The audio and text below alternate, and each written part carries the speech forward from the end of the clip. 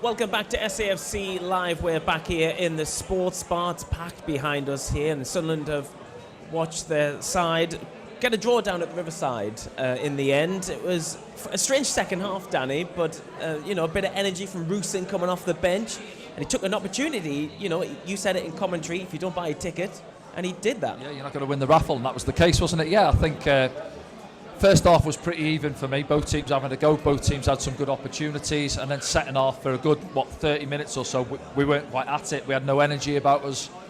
We couldn't keep hold of the ball.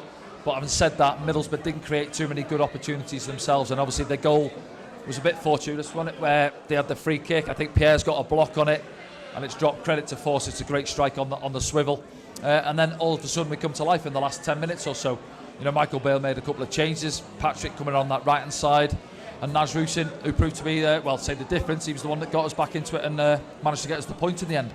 Let's play the highlights while we discuss the moments from the game. Do you think Michael Beale will be the happier of the two managers, considering the position Middlesbrough were in until we scored? I think so, yeah, with them being the home side and getting themselves in front and being comfortable for the majority of that second half. And he'll be disappointed in the way we got back into the game. They had good control of the game, and then all of a sudden, out of nowhere, we had that wide free kick, didn't we, where Dan Ballard came close with a header, and then after that, Naz pulls the trigger from a half chance at best. Keeper's made a mess of it at his near post, let's be honest. And then after that, we were the team looking to go on perhaps and to go on and get that winner. We're trying to get Jack going forward, trying to drive, but we didn't really have that good clear-cut opportunity, did we, once we got ourselves back on level terms. I think Jack fed a couple of good balls across, no takers getting on the end of it. So I think overall, yeah, Michael Beale, he'll be happy that we've got the point. I think he'll be disappointed with the second half showing, really. And on the flip side, a reverse of that for Michael Carrick. He'll be happy the way they controlled a lot of the second half, but didn't work Anthony Patterson enough. Strange game, really, that it only finished 1-1 because there was big opportunities. We just saw a big one there for Middlesbrough early on in the first half from Azaz, and Sunderland also having big opportunities as well. Yeah, I think most people, I said it myself, I said yesterday I fancied 1-1 really. Both teams mixed sort of fortunes really in recent weeks and results. They were obviously coming off the back of that tough defeat down at Stamford Bridge in the Cup, but ourselves having a good win against Stoke. And in the first half, I thought we were quite bright. We stopped them playing out the way they liked to. We nicked it a few times, and Abdullah Bar on another day, he takes one of those two opportunities he's had. But it wasn't to be. And then sometimes you've got to roll your sleeves up and dig in, and that was the case in the end. And people will say, oh yeah, I had 1-1, but there should have been more goals in the game, especially looking at in the first half. Second half, not too many opportunities for either side really. So yeah, overall, on the balance of it, I'd say a good 1-1 point away from home. Yeah, still looking through some moments here from the first half, and at the break, would you say it was a pretty even game when we got to half time? Yeah, I think so. We looked at the stats at half time. I think they had 53% of the ball, didn't they? But we looked quite a threat on the counter attack as well. I thought Greenwood for them was decent in the terms that he played on the shoulder, didn't he? 2 or 3 times he was looking to get in behind. Almost had the one first half where Anthony Patterson's come out and spread himself, and then second half he had that one, didn't he, down the left hand side where he got in behind, just couldn't get enough on it to flick it past Anthony Patterson. We perhaps didn't do enough of that throughout the 90 minutes playing on the shoulder. I don't recall us, in fact, other than Mason Burstow playing Abdullah Bar in. This is it now, is it? I think. Let's have a look now. It goes into... No, this isn't the one. It goes into Mason Burstow, and he's the one that plays Abdullah Bar in behind. But we didn't see any balls in behind for Mason Burstow in that first half. Rusin was trying a little bit more to get in behind. Here it is now. That's the one I'm on about. So this is the only ball I can remember throughout the 90 minutes, really, from our point of view, trying to get in behind Middlesbrough's back line. And then Bar, so he's had that one there, didn't he? Maybe could have gone through the keeper's legs. And then this one, people are saying, well, what's he done wrong there? All the strikers in the room and watching it will say, could he have gone maybe the opposite corner? But it happens quite quick. Look, as it comes into Jack, Jack knows he can't take the strike on because the keeper's there to smother it. And it comes to Bar. I think it's a decent enough connection, but the keeper's coming across his line and gets enough on it, doesn't he? Sorry, the defender coming across his line there. So it's a big opportunity though. And there we go now, right on half time, isn't it? There's one here, good block from Hjelde. So yeah, you can see from that in the first half they've had some good opportunities. We've had a few good opportunities ourselves, and I'm not sure how it was 0-0 to be honest. Yeah, just looking through some of the chances from the game then. Overall positives from the game, I guess Leo Hjelde had a good debut. I think he had a mixed afternoon. Yeah, he done a lot of good stuff. I think, listen, it's a difficult one to gauge him. He's had a long time out of not playing too much football. I think you can see he looked a little bit leggy in the second half as the game got quite open. But yeah, showed some good moments. I think there is a player in there. It's going to take him time to find his feet really and his full fitness, I think. But yeah, there's some good moments in the game for him, if we're honest.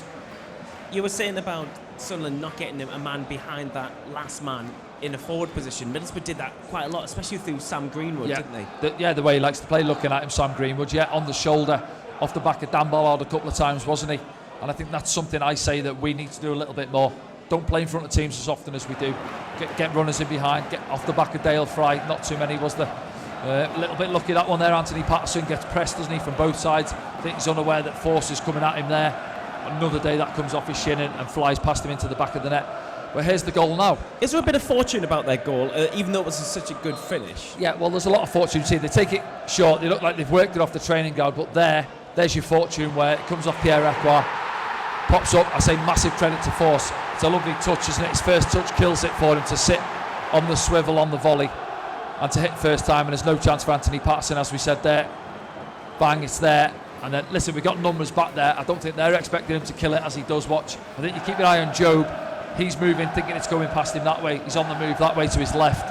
But it just sits up lovely for him. And it all happens quick for Force, doesn't it? Touch, bang, no chance. And for me, I think people would agree in the room as well that Middlesbrough perhaps deserved to take the lead at that stage for the amount of possession they'd had and spent in our half, in the second half at that stage. So that was just after the hour mark. Middlesbrough then imposed themselves quite a lot onto the game, didn't they? And really frustrated Sunderland. Well, there's the other one. We switch off a little bit. I think that would have been disappointing actually if they'd scored from it. Just keep your eye on Greenwood in the middle there. Look, Joe's seen him run across him, doesn't match him. Luke O'Nine's looking to his left-hand side. You've got to be alert in those situations because he's on the move. They take it quick. And if that drops in the back of the net, well, that's game, set, match, isn't it? So we get away with that one. And we had a little bit of a ropey moment or two here as well, balls dropping about. But you have these moments in a game, you've got to stand strong and defend your box at times, and we've managed to do that, haven't we? You see, I think it's a Luke on this one, gets the block in, it's off his left hand, but he's a yard away, isn't he? The man smashes at him from a yard. And then this is maybe a little turning point where we hadn't spent any time in their half really. I think that's our first touch in their box. In their box, I've mentioned it. We hadn't had a touch in their box. And then we were just coming into it a little bit more. You could sense it now. Hjelde is just leaning offside. Patrick tries to stand the ball up for him. I think it's Rusyn's energy from the substitution. Well, here's the goal now. So they've put a ball in. It's not a bad ball in, but nobody's hung out for Middlesbrough to come on to the end of it. And then we get Jack up the pitch. They're running back towards their own goal. Top of your picture now. You can see Rusyn. He just stays away from the action. Middlesbrough got bodies back there. Nobody's onto it. And even there, from a Middlesbrough's point of view, defensively, you're thinking we're in a good position here. You know, go on, pull the trigger almost. He hasn't got a lot of goal to aim at. But the keeper, he goes down early. He just makes a mess of it, doesn't he? At his near post. And that'll be the big disappointment from Michael Carrick and Middlesbrough's point of view, where their keeper hasn't had a lot to do in that second half. And the one thing he's been asked to do, he hasn't done well at all, has he? Big smile on Rusyn's face. Got a bit of treatment in the second half. Split his lip open, didn't he? Fans in Quinn's there going up behind us. And then after we got the goal, you're thinking we're going to go on and nick a winner here, aren't you? But you've seen it. Look there, bodies in the box, nobody on the move. And again, Clark again. Yeah, he's still onside. You see top there, cut the grass, and it's just there sometimes. And I think that's what's showing. Maybe we haven't got that out-and-out killer number 9. Somebody who wants to go and sniff a goal out there. So Jack's had 2 opportunities since we got level for somebody to go and get across, be on the move, and get yourself a winner. And that one there, difficult for Coburn. It's a decent ball from Luke Ayling between Dan Ballard and Trey Hume, but can't direct it on target. So yeah, I think overall for me, on the balance of play, people might see it different, but I think a point is a fair result. Let's see what it does to the league table then, and see if that helps either side out. Well, it probably doesn't, but you'd say going away to Middlesbrough and getting a point, decent enough for some. I think before the game, you'd have said a point's probably a decent result going there. And that was the case. I think the only disappointing side of it is the opportunity to go back into the playoffs, into 6th place. We haven't taken it, so we keep going. We do keep on going, and let's have a look at your thoughts if we can, if you've been watching around the world and got in touch. Tom's been in touch. It says, what's your honest view on getting booked for gesturing for booking when you don't typically get booked for verbally asking for one? Yeah, I think it's something that the refs and the FA and the EFL, they've all spoken about in recent years, haven't they? And they don't like to see players gesturing for another professional to get booked, as they word it. But yeah, there was one or two, and it probably is a booking where I think Abdullah Bar, wasn't it, gesturing for a yellow card, and I think, listen, just have a quiet word. He's inexperienced, he's a young lad, and he done it in a game a couple of weeks ago. I'm not sure who it was now, and I think he might have got away with that one. You can't do it now because refs will book you. So yeah, just let the ref do his job in a way, really. Yeah, and they're all briefed about this, aren't they, the players? Yeah, they should know better. No, but you just have a quiet word as you're running past the ref. Oh, okay. If he doesn't book, say, ref, come on, that's a booking, is it not? Or even when you get back to your feet. But I think, obviously, it's in vision, isn't it? You seem to be gesturing that you want to get another professional booked, blah-de-blah. Maybe don't do that, and you'll learn from it. Let's have a look at another thought from you watching. Brett's been in touch. What do you make of the new players, Danny? Well, we haven't seen Callum Styles yet, so we can't obviously judge him so far. We didn't see Romain Mundle coming off the bench. No. And Hjelde, seen the game out, first 90 minutes. I mentioned it there. I think it was a mixed afternoon for him. Play the full game, though. He did, yeah, so he'll be feeling it now. He'll be leggy. He looked leggy towards the end of the game, which is to be expected. But yeah, he had some moments. He had one in the first half when he cut inside. He got caught on it, didn't he? He had obviously the handball shout against him. Difficult one because it's off the shirt.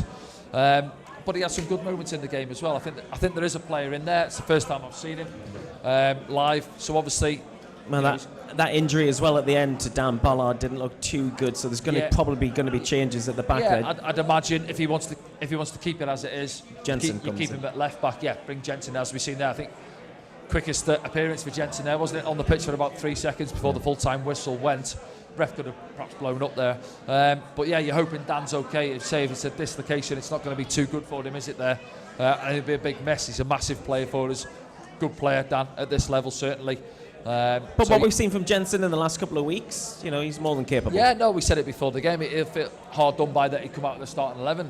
And an opportunity to play centre-back as well. Yeah, which is his natural position. Yeah. I think, gauging from what the fans have said, he's done a job at right back and he looks comfortable at times stepping in with the ball, but that would be, for me, maybe as a back three or as a centre-back if there's space to step into, like we've seen from Luke in the first half.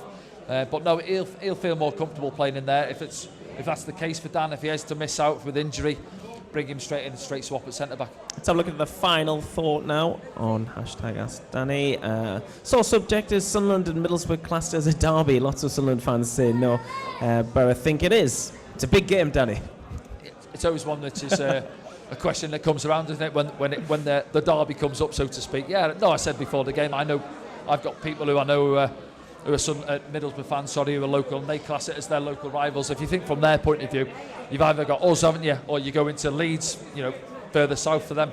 Obviously, our big derby is Newcastle, but it's the next best thing, isn't it? So yeah, it's a local rival, and it's one you want to get the bragging rights off to, because a lot of these people, a lot of fans, will work amongst each other, and they'll want the bragging rights on a Monday morning. As it is, it's a 1-1, so nobody's got them. Okay then, we will be back here on SFC Live on the 10th of February when Sunderland face Plymouth Argyle at home. The Stadium of Light. It's a 3 p.m. kickoff for that one, so 2:15 we'll be back here on SAFC Live. Thanks for watching Around the World this afternoon, and thanks to everyone who joined us in the sports bar this afternoon as well. We'll see you soon.